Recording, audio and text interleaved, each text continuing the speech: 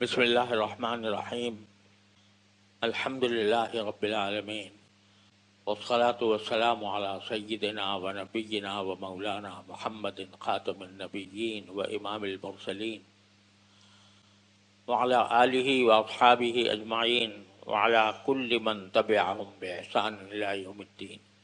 اما بعد، محترم بزرگوں، دوستوں اور بھائیوں، السلام علیکم ورحمۃ اللہ وبرکاتہ. اللہ تعالیٰ کے فضل و کرم سے آج جمعہ کا دن بھی ہے اور پاکستان کا یوم استقلال بھی ہے. اللہ تعالیٰ نے پاکستان کو ایک ایسے وقت دنیا کے نقشے پر وجود بخشا جب رمضان کی 27ویں شب تھی اور جمعہ کا دن تھا، اور یہ ہماری موجودہ تاریخ میں پوری دنیا میں واحد ریاست قائم ہوئی جو صرف کلمہ لا الہ الا اللہ محمد الرسول اللہ پر بنی. دنیا میں جتنی اور اس وقت ریاستیں موجود ہیں وہ قومی ریاستیں ہیں، یعنی کسی خاص زبان بولنے والوں کی، کسی خاص رنگ و نسل کی، اور اس رنگ و نسل کے اندر بھی تقسیم در تقسیم ہو کر چھوٹے چھوٹے ملک بھی بن گئے ہیں اور بڑے ملک بھی ہیں. لیکن کسی کی بنیاد اس بنا پر نہیں ہے کہ یہ مسلمانوں کا وطن ہے. یہاں ساری قومیتوں کو ایک ہی قومیت میں شامل کر کے، کہ چاہے وہ سندھی ہو، چاہے وہ پنجابی ہو، چاہے وہ بلوچ ہو، چاہے وہ پٹھان ہو، کسی بھی رنگ و نسل سے تعلق رکھتا ہو، لیکن وہ جب کلمہ لا الہ الا اللہ محمد رسول اللہ پڑھ رہا ہے تو اس کے لیے یہ وطن قائم کیا گیا. یہ اللہ تبارک و تعالیٰ کا انعام ہے کہ پوری دنیا میں یہ واحد ملک ہے جو اس بنیاد پر قائم ہوا.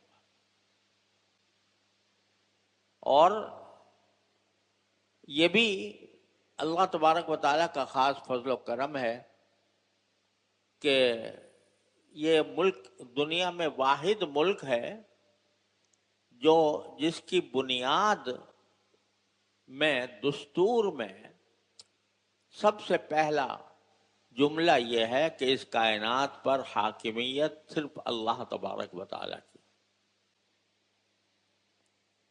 ساری دنیا کے دساتیر دیکھ لیجئے، اس میں سارے مسلمان ملک بھی داخل ہیں، لیکن کسی ملک کے دستور میں بسا اوقات آپ کو بسم اللہ بھی لکھی نظر نہیں آئے گی. اور یہ بات تو بہت دور کی ہے کہ جس میں یہ پہلا پتھر یہ لکھا گیا ہو کہ اس کائنات پر حاکمیت صرف اللہ جل جلالہ کی ہے. ان الحکم الا للہ. اور یہ جملہ کہ کائنات پر حاکمیت اللہ کی ہے اور عوام کے منتخب نمائندے اللہ تعالیٰ کی نیابت میں، وہ اللہ تعالیٰ کی نیابت میں اس پاکستان کے اوپر حکمرانی کریں گے. جب پاکستان بنا تھا تو اس وقت ایک دستور ساز اسمبلی قائم ہوئی تھی، ایک اسمبلی قائم ہوئی تھی جس کے سپرد یہ کام تھا کہ وہ پاکستان کے لیے دستور تیار کریں. اس دستور ساز اسمبلی میں شیخ الاسلام حضرت علامہ شبیر احمد صاحب عثمانی رحمۃ اللہ علیہ بھی رکن تھے، اور رکن بھی عجیب طرح بنے تھے. دستور ساز اسمبلی میں عام طور سے جو علاقوں کی نمائندگی لی گئی تھی، علاقوں کی نمائندگی لی گئی تھی، اور علامہ شبیر احمد عثمانی رحمۃ اللہ علیہ، میرے والد ماجد حضرت مولانا ظفر احمد صاحب عثمانی، حضرت مولانا محمد ادریس کاندلوی رحمہ اللہ تعالی، ان کا تعلق یو پی سے تھا. اور یو پی وہ صوبہ تھا جو ہندوستان میں رہ گیا، لہذا یو پی کی کوئی نمائندگی ہونے کا کوئی سوال پاکستان میں نہیں تھا. تو بہت سی سیٹیں بنگال نے اور پنجاب نے اور بلوچستان نے مل کر یو پی کے لوگوں کو دی تھی. ان میں سے ایک سیٹ حضرت علامہ شبیر احمد صاحب عثمانی کو بنگال والوں نے دی تھی. یہاں سے پہلے قدم پر یہ بتا دیا گیا تھا کہ یہاں پر قومیتوں کے حساب سے نہیں ہے بلکہ مسلمان ہیں، لہذا بنگال جو ہے وہ اپنی نمائندگی میں ایک یو پی کے آدمی کو نمائندہ مقرر کر رہا ہے. تو وہ حضرت علامہ شبیر احمد صاحب عثمانی رحمۃ اللہ علیہ، میرے والد ماجد حضرت مولانا مفتی محمد شفیع صاحب رحمۃ اللہ علیہ، اور حضرت مولانا ظفر احمد صاحب عثمانی رحمۃ اللہ علیہ صاحب اعلاء السنن، ان سب کی مشترک جد و جہد کے نتیجے میں دستور اسمبلی میں یہ قرارداد مقاصد جس کو کہا جاتا ہے وہ منظور ہوئی، جس کا پہلا جملہ یہ ہے کہ حاکمیت اعلیٰ اللہ کو حاصل ہے، جس کا لازمی نتیجہ یہ ہوگا کہ جب ایک ملک یہ کہہ رہا ہے کہ اس میں حاکمیت اللہ کی ہے، ان الحکم الا للہ، تو پھر اس ملک میں قانون بھی اللہ ہی کا چلے گا. اور یہ وہ جملہ ہے قرارداد مقاصد، آپ اگر دیکھیں تو اس میں یہ پوری قرارداد مقاصد علامہ شبیر احمد صاحب عثمانی رحمۃ اللہ علیہ نے تیار کر کے پارلیمنٹ میں پیش کی تھی. پارلیمنٹ سے مراد اس وقت دستور ساز اسمبلی جو دستور بنانے کے لیے قائم کی گئی تھی، اس میں پیش کی. وہاں لادینی حلقے بھی موجود تھے جو دین کی بات کو ریاست میں شامل کرنے کو پسند نہیں کرتے تھے. یہ ایک جدید مغربی تہذیب کا ایک شوشہ ہے کہ اسلام کا یا دین کا سیاست سے کوئی تعلق نہیں. وہ کہتے ہیں دین الگ ہے، مسجدوں میں جا کے تم عبادت کرو، لیکن سیاست میں دین کا کیا دخل ہے. ایسے لوگ بھی تھے. ان سے بہت تفصیلی لڑائی لڑ کر اور ان سے بحث و مباحثہ کر کے اور اس کے نتیجے میں علامہ شبیر احمد صاحب عثمانی رحمۃ اللہ علیہ نے یہ قرارداد مقاصد پیش کی، جس میں پہلا جملہ یہ تھا حاکمیت اللہ کی. لوگ جب اللہ بچائے جب اپنے خواہشات کی پیروی میں لگے ہوتے ہیں تو وہ ان کو دین کی باتیں اپنی خواہشات کے خلاف نظر آتی ہیں. تو براہ راست اسلام پر تو حملہ کرنا ان کے لیے مشکل ہوتا ہے. کہیں گے بھائی اسلام کے اوپر حملہ کر دیا تو اسلام کے یہ آدمی مسلمان ہی نہیں ہے، یا اسلام کو یہ برا بھلا کہہ رہا ہے، اعوذ باللہ. تو اس کا آسان راستہ یہ ہے کہ اسلام کرنا تو ہے اسلام کی مخالفت، لیکن وہ اس کے لیے مولوی کو نشانہ بنا دیتے ہیں کہ مولوی ہیں جنہوں نے گڑبڑ کر رکھی ہے. اسلام تو بہت اچھا ہے لیکن مولویوں نے خرابی پیدا کر رکھی ہے. خرابی کیا پیدا کر رکھی ہے کہ ہمارے ایوان حکومت میں وہ قرآن و سنت کو لانا چاہتے ہیں، حالانکہ سیاست کا کوئی تعلق دین سے نہیں ہے. یہ ایک تصور تھا.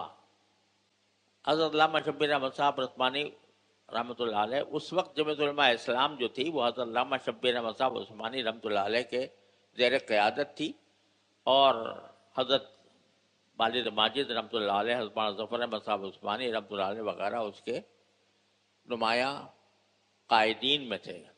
پاکستان بننے سے پہلے وہ قائم ہوئی تھی اور پاکستان کے قیام کے لیے وجود میں آئی تھی.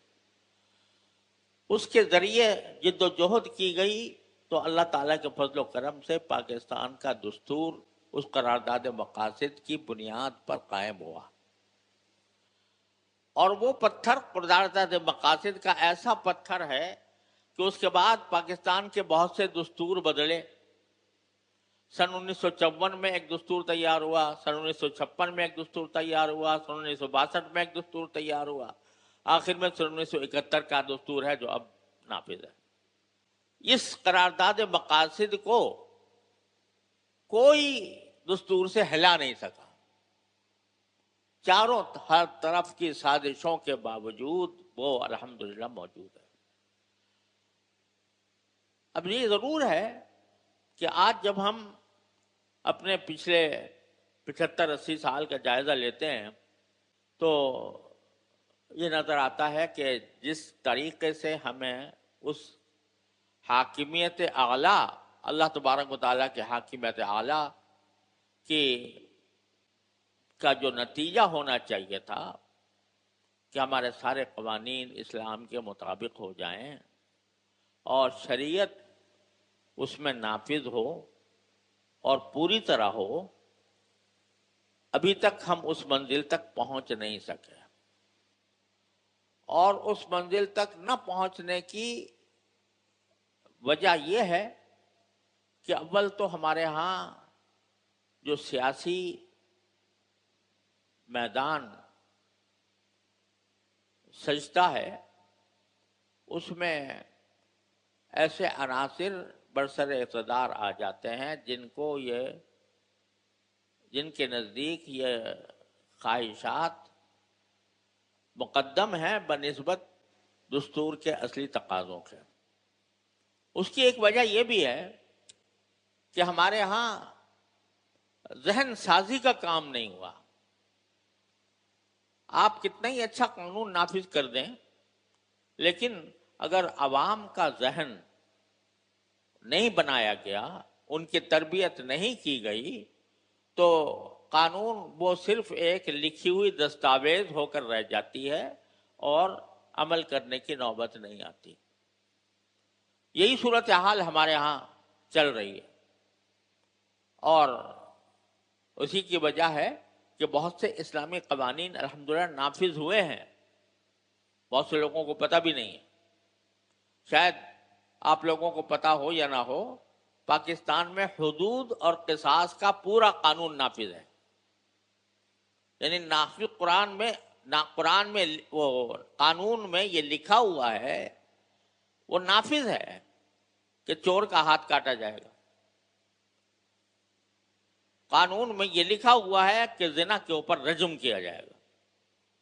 قانون میں یہ لکھا ہوا ہے کہ جو ڈاکے کے اوپر ہاتھ پاؤں کاٹے جائیں گے. یہ حالانکہ پوری دنیا اس تصور کے خلاف ہے، ساری مغربی دنیا، کہ چور کے ہاتھ کاٹے جائیں اور ڈاکو کے ہاتھ پاؤں کاٹے جائیں، اس کو سولی دی جائے، اس کے خلاف ہیں. لیکن ہمارا قانون کہتا ہے کہ ایسا ہی ہونا چاہیے. لیکن قانون کے اندر ساتھ ساتھ وہ شرائط بھی ہیں جن کے ذریعے جرم ثابت ہو، اور شریعت نے حدود کے نفاذ کو ایسا ہی رکھا ہے کہ اس میں کچھ ایسی شخص شرطیں عائد فرما دی ہیں کہ یہ نہ ہو کہ ہر ایک دوسرے کے اوپر الزام لگا کے اس کا ہاتھ کٹوا دے. لہذا اس کے اندر معمولی شبہات کی بنیاد پر بھی حدود ختم ہو جاتی ہیں. اور خود نبی کریم صلی اللہ علیہ وسلم کا ارشاد ہے کہ الحدود تندرع بالشبہات، اور بلکہ یہ فرمایا گیا ادرؤوا الحدود ما استطعتم، جب تک تمہاری استطاعت ہو حدود کو دفع ہی کرو تو بہتر ہے، یعنی اس پر عمل نہ ہو تو بہتر ہے. کوئی نہ کوئی شبہ پیدا ہو جائے تو اس شبے کی بنیاد پر حد کو ساقط کر دو. یہ وجہ بھی ہے. اور دوسری وجہ وہ عام لا قانونیت ہے جو پورے ملک میں پھیلی ہوئی ہے. وہ صرف شرعی قوانین کے ساتھ مخصوص نہیں بلکہ غیر شرعی قوانین کی بھی کے اندر بھی دیکھو، ہیروئن اور نشہ آور چیزوں کی کو رکھنے کا اور اس کو استعمال کرنے کا، اس کی تجارت کرنے کا جرم قانون میں موجود ہے، سخت سزائیں ہیں اس کی، لیکن چل رہا ہے وہ۔ تو صرف قانون سے کسی معاشرے کی اصلاح نہیں ہوتی، جب تک کہ تعلیم و تربیت کا نظام ایسا نہ ہو جو اس قانون کو سمجھتا ہو، اس کی روح کو سمجھتا ہو، اس قانون کو دل و جان سے اپنا آئین سمجھتا، اپنا طرز عمل سمجھتا ہو۔ افسوس ہے کہ اس کی کوشش ہمارے ہاں نہیں ہوئی۔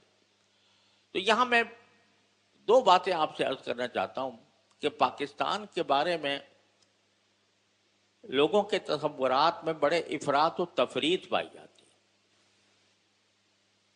افراط و تفریط یہ ہے کہ ایک طرف افراط یہ ہے کہ بس ٹھیک ہے، ہم نے نام میں پاکستان کے اسلامی جمہوریہ لکھ دیا اور ہم نے دستور کے شروع میں حاکمیت اعلیٰ اللہ کی تسلیم کر لی، لیکن وہ بس لکھے ہوئے حروف ہیں، اب ان کی زیادہ اہمیت نہیں ہے، اور وہ ان کو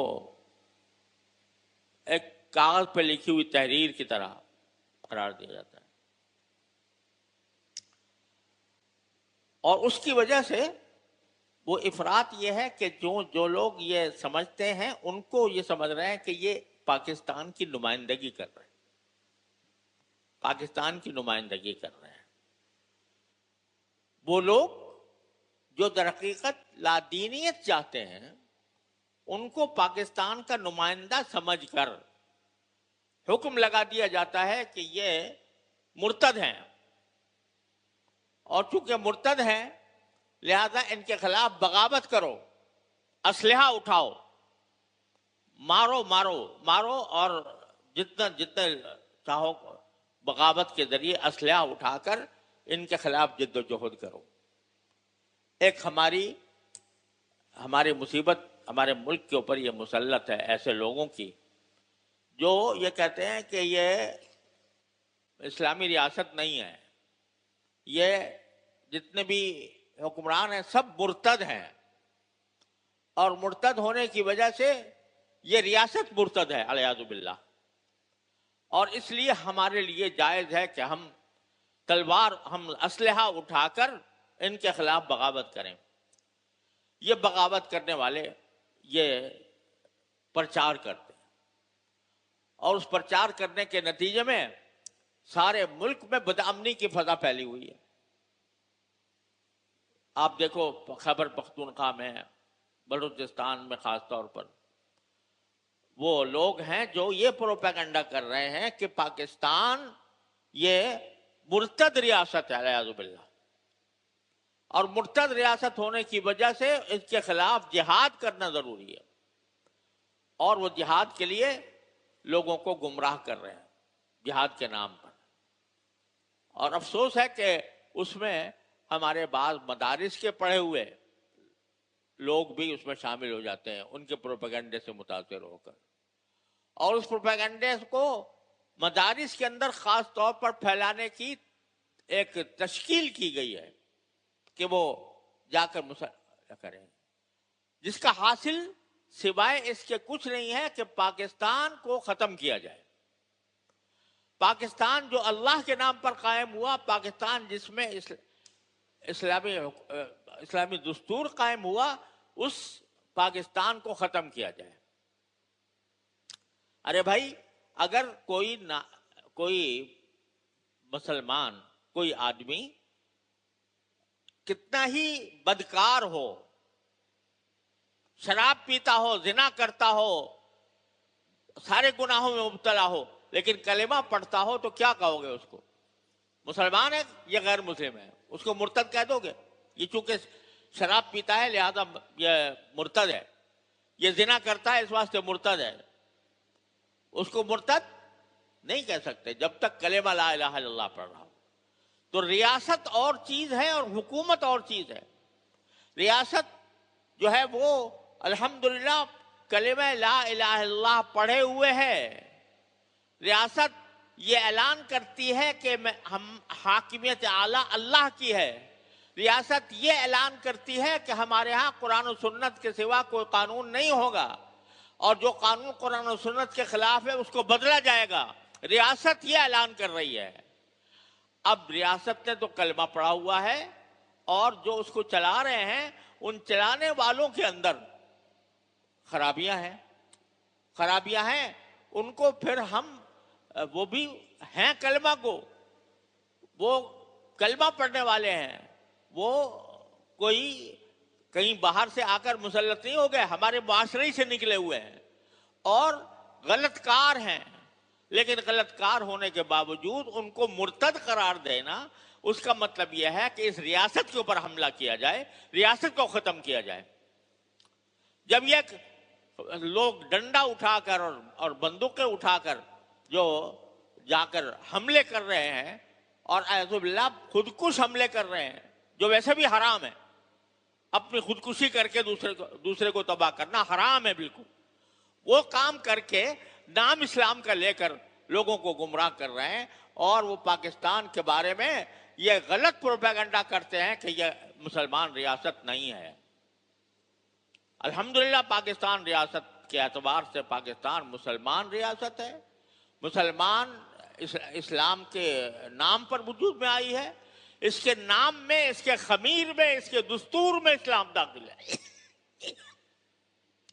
بدعملی کی وجہ سے کسی کو کافر یا مرتد نہیں کہا جاتا. یہ ساری بات کیوں چل رہی ہے؟ دو وجہ سے. اصل میں یہ جو بہت سے لوگ جو اسلحہ اٹھائے ہوئے ہیں، ان میں کچھ لوگ مخلص بھی ہیں بیچارے، لیکن سادہ لو ہیں، اور ان کو گمراہ کیا جا رہا ہے. گمراہ کون کر رہا ہے؟ جو پاکستان کے دشمن ہیں. جو پاکستان کے دشمن ہیں، جب سے پاکستان قائم ہوا اس وقت سے مغربی طاقتیں خاص طور پر، اور دوسری طرف انڈیا، وہ اس بات کی کوشش میں ہے کہ یہ روئے زمین سے یہ ریاست مٹ جائے. اس کے لیے براہ راست حملہ کرنے کی تو طاقت نہیں ہے. دیکھ لیا اپنی طاقت بنیان مرصوص کے موقع پر اور مارکہ حق کے موقع پر. لیکن ہمارے اندر فساد پھیلانے کے لیے کچھ لوگ کو تیار کیا گیا ہے، سادہ لوگوں کو تیار کیا گیا ہے. کسی کو صوبائیت کی بنیاد پر، کسی کو اسلام کے نام پر تیار کیا گیا ہے، تاکہ یہاں پر خلفشار قائم رہے، کبھی انتشار نہ ہو، کبھی استحکام نہ ہو. افسوس ہے کہ اس کا مقابلہ بھی ہمارے پاس حکومت کے لوگ جو ہیں وہ ایسے طریقے سے نہیں کر رہے جس کے طریقے سے اس کا مقابلہ کرنا چاہیے. وہ ڈنڈے کے زور پر سارے کام حل کرنا چاہتے ہیں، اور ڈنڈے کے زور پر ساری باتیں منوانا چاہتے ہیں. اس کی وجہ سے لوگوں کا خون بھی ہو رہا ہے، لوگوں کو پر ظلم بھی ہو رہا ہے. تو ناکارہ قسم کے حکمران، ناکارہ قسم کی کہنا چاہیے حکومتیں، وہ ان فتنوں کو صحیح طریقے سے ان کا مقابلہ کرنے کے بجائے ان کو مزید ایندھن فراہم کر رہی ہیں اپنے طرز عمل سے. اس مصیبت میں ہم گرفتار ہیں. تو افراط یہ ہے کہ پاکستان کو یہ سمجھنا کہ یہ ریاست اسلامی ہے ہی نہیں، یہ مرتد ہیں، مرتد ہونے کی وجہ سے ان کے خلاف ہتھیار اٹھاؤ. یہ بہت بڑی خطرناک مہم ہے جو کی جا رہی ہے. الحمدللہ پاکستان، آج ہم حکومت پر غلط معاملات میں تنقید بھی کرتے ہیں، اور جو کچھ خلاف اسلام باتیں ہوتی ہیں ان کے اوپر آواز بھی اٹھاتے ہیں اللہ تعالیٰ کے فضل و کرم سے. لیکن اس کے باوجود میں سارے عالم اسلام کو دیکھا ہوا ہوں، انڈونیشیا سے لے کر مراکش تک کوئی ملک ایسا نہیں ہے اسلامی جو میں نے نہ دیکھا. ان سب کو دیکھنے کے بعد میں یہ کہتا ہوں کہ الحمدللہ پاکستان سارے عالم اسلام میں سب سے زیادہ دینی اعتبار سے اچھی ریاست ہے. کمزوریاں ہیں، لیکن جس طرح کے مشاہدات مجھے دوسری دنیا میں ہوئے ہیں، ویسے حرمین شریفین کی بات تو الگ ہے، حرمین شریفین تو یقیناً اس کا تو کوئی مقابلہ ہی نہیں ہے، لیکن دوسرے اسلامی ممالک کو لحاظ سے دیکھا جائے تو پاکستان آج بھی اپنی تمام خرابیوں کے باوجود سارے مسلمان ملکوں سے 1000 درجہ بہتر ہے دینی اعتبار سے، الحمدللہ۔ اور یہ ہے افراط پاکستان کے حق میں، اور تفریط یہ ہے کہ بھائی چونکہ ہم نے دستور اسلامی بنا دیا اور ہم نے اپنے دستور میں لکھ دیا کہ حاکمیت اللہ کی ہے، تو اب اس کے بعد بس خاموش ہو کے بیٹھ گئے اور آگے اس طرف جو قدم بڑھانا چاہیے تھا وہ قدم نہیں بڑھائے جا رہے۔ یہ تفریط ہے۔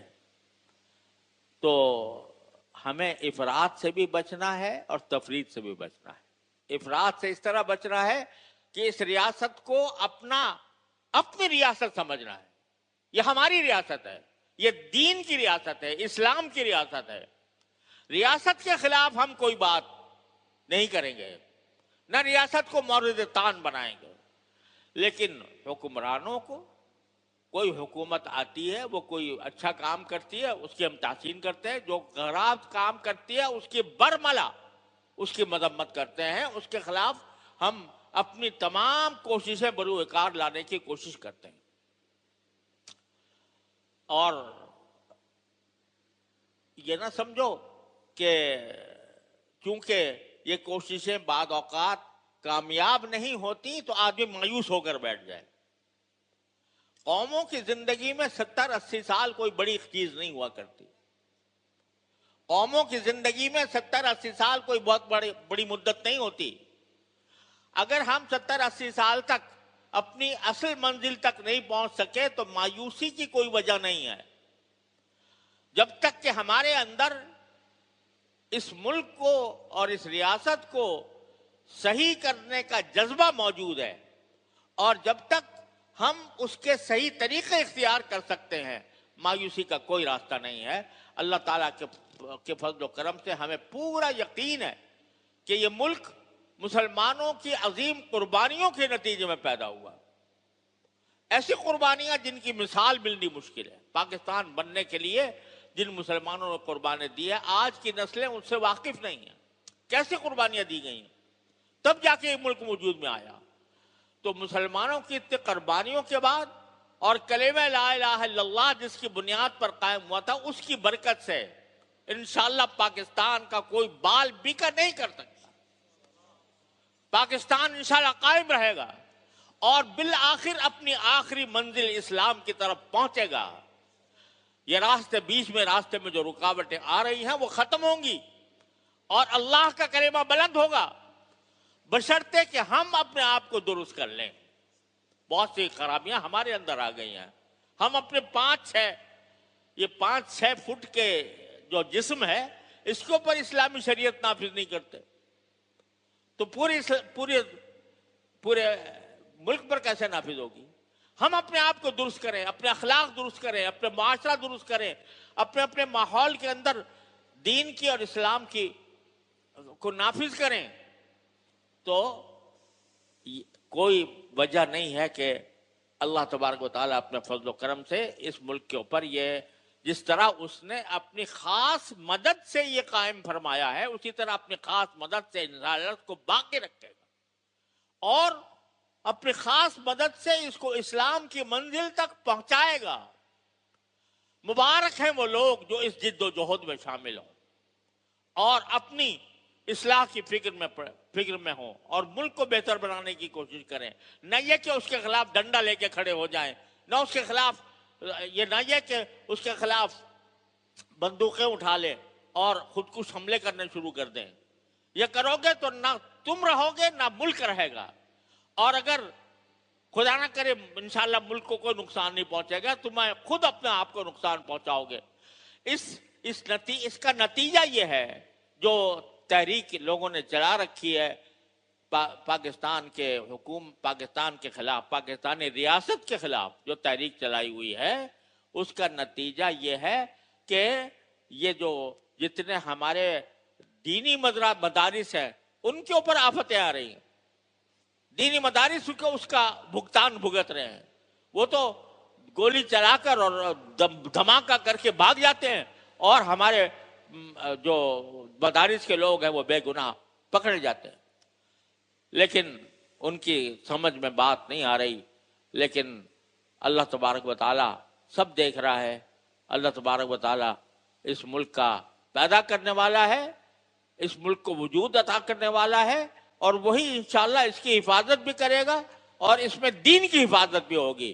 مایوس ہونے کا کوئی راستہ نہیں. اللہ تبارک و تعالیٰ اپنے رحمت سے ہمیں اپنے کام، اپنے فرائض اللہ تعالیٰ کے رضا کے مطابق انجام دینے کی توفیق عطا فرمائے.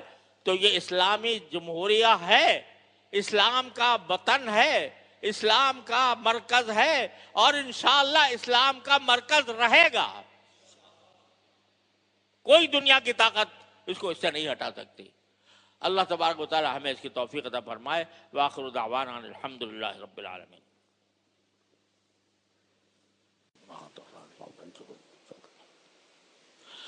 ربنا ظلمنا انفسنا وان لم تغفر لنا وترحمنا لنكونن من الخاسرين. ربنا آتنا في الدنيا حسنة وفي الآخرة حسنة وقنا عذاب النار. ربنا اغفر لنا ذنوبنا وإسرافنا في أمرنا وثبت أقدامنا وانصرنا على القوم الكافرين. یا اللہ، یا رحمان، یا رحیم، یا کریم، اپنے فضل و کرم سے ہمارے تمام گناہوں کو معاف فرما. یا اللہ، ہمارے تمام چھوٹے بڑے، اگلے پچھلے، خفیہ علانیہ، ہر طرح کے گناہوں کو معاف فرما. یا اللہ، اپنے فضل و کرم سے ہمارے اعمال و اخلاق کی اصلاح فرما. یا اللہ، آپ نے اپنے فضل و کرم سے، اپنی رحمت سے ہمیں پاکستان جیسا ملک عطا فرمایا. اس میں آپ نے بہترین وسائل ہمیں عطا فرمائے. یا اللہ، اپنے رحمت سے، اپنے فضل و کرم سے ہمیں اس کی قدر کرنے کی توفیق عطا فرما، اس پر شکر کرنے کی توفیق عطا فرما. اور یا اللہ، اپنے رحمت سے جس مقصد کے لیے قائم کیا گیا تھا، یا اللہ اس کو، اس مقصد تک جلد از جلد اپنے رحمت سے ہمیں پہنچا دیجیے. یا اللہ، یہاں پر ہمیشہ اسلام کا بول بالا فرمائیے. ہمیشہ اپنے فضل و کرم سے اپنی رحمتیں پر نازل فرمائیے. یا اللہ، اس کے دشمنوں کو اپنے فضل و کرم سے شکست فاش عطا فرمائیے. یا اللہ، ان کو ہدایت عطا فرمائیے. ہدایت مقدر نہیں ہے تو اپنے رحمت سے ان کو نیست و نابود فرما دیجیے. یا اللہ، رحمان رحیم، یا کریم، اپنے فضل و کرم سے ہمارے حکام کو، اے اللہ، شریعت کی پابندی کی توفیق عطا فرمائیے. یا اللہ، ہمارے حکام کو، ہمارے قانون سازوں کو، ہمارے عدالتوں کو، یا اللہ، ان عدل، انصاف اور شریعت کے مطابق یا اللہ فیصلے کرنے کی توفیق عطا فرمائیے. یا ارحم الراحمین، اپنے فضل و کرم سے جو لوگ دین کے مخالف ہیں اور دین کے خلاف دولت اس ملک کو چلانا چاہتے ہیں، یا اللہ ان کے سازشوں کو ناکام بنا دیجیے. اور یا اللہ، جو دین کا کلمہ بلند کرنا چاہتے ہیں اس ملک کے اندر، یا اللہ ان کو اپنی فتح و نصرت سے نوازیے. یا اللہ، ہر طرح کے شر سے ان کی حفاظت فرمائیے. یا اللہ، پاکستان کو صحیح معنی میں اسلامی فلاحی ملک بنا دیجیے. ہمیں اچھے حکمران عطا فرمائیے. یا اللہ، اچھے حکمران عطا فرمائیے. یا اللہ، اچھی حکومتیں عطا فرمائیے. یا اللہ، ہمارے نظام کو درست فرما دیجیے. یا اللہ، تمام حاضرین کو ان کے تمام جائز مقاصد میں کامیابی عطا فرمائیے. سب کی پریشانیوں کو دور فرما دیجیے. وصلی اللہ تعالی علی خیر خلقہ سیدنا مولانا محمد وعلی آلہ واصحابہ اجمعین. آمین برحمتک یا رب.